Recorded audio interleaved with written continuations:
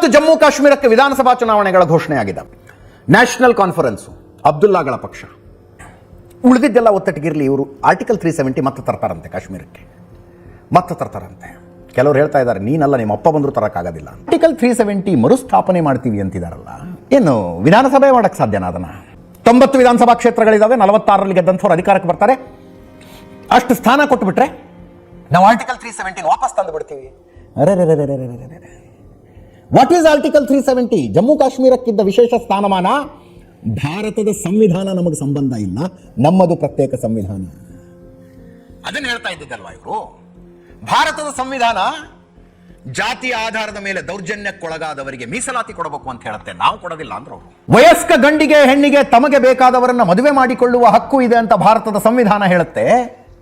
ಇಲ್ಲ, ನಮ್ಮ ಸಂವಿಧಾನದ ಪ್ರಕಾರ ಕಾಶ್ಮೀರಿ ಹುಡುಗಿಯೊಬ್ಬಳು ಹೊರಗಿನ ರಾಜ್ಯದವ್ರನ್ನ ಯಾರನ್ನಾರು ಮದುವೆ ಮಾಡ್ಕೊಂಡ್ರೆ ಅವಳಿಗೆ ಕಾಶ್ಮೀರದಲ್ಲಿ ಆಸ್ತಿನೇ ಸಿಗೋದಿಲ್ಲ, ಆಸ್ತಿ ಹಕ್ಕು ಕಳ್ಕೊತಾಳೆ.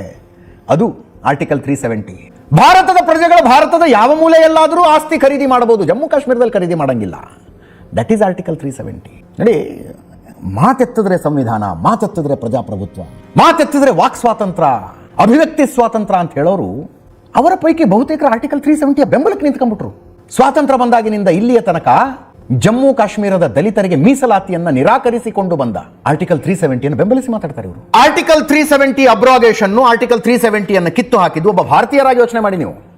ಕಾಶ್ಮೀರದಲ್ಲಿ ಏನೇನೆಲ್ಲ ಬದಲಾವಣೆಗಳಂತಂತು ಅಂತ. ಇತ್ತೀಚಿನ ದಿನಗಳಲ್ಲಿ ಕಾಶ್ಮೀರದಲ್ಲಿ ಭಯೋತ್ಪಾದಕ ಕೃತ್ಯಗಳ ಸುದ್ದಿಗಳು ಜಾಸ್ತಿ ಬರ್ತಾ ಇದ್ದಾವೆ.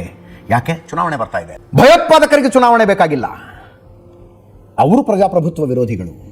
ಅವರನ್ನ ಕಾಶ್ಮೀರಿ ಸ್ವಾತಂತ್ರ್ಯ ಹೋರಾಟಗಾರರು ಅಂತ ಹೇಳಿ ಬೆಂಗಳೂರಿನ ಪ್ರೆಸ್ ಕ್ಲಬ್ ಅಲ್ಲಿ ಕೂತ್ಕೊಂಡು ಮಾತಾಡ್ತಿರಲ್ಲ ನೀವು. ಹೊಟ್ಟೆಗೆ ಏನು ತಿಂತೀರಿ ಅಂತ ಕೇಳಿದ್ರೆ ಏನು ತಪ್ಪು ನಮ್ದು?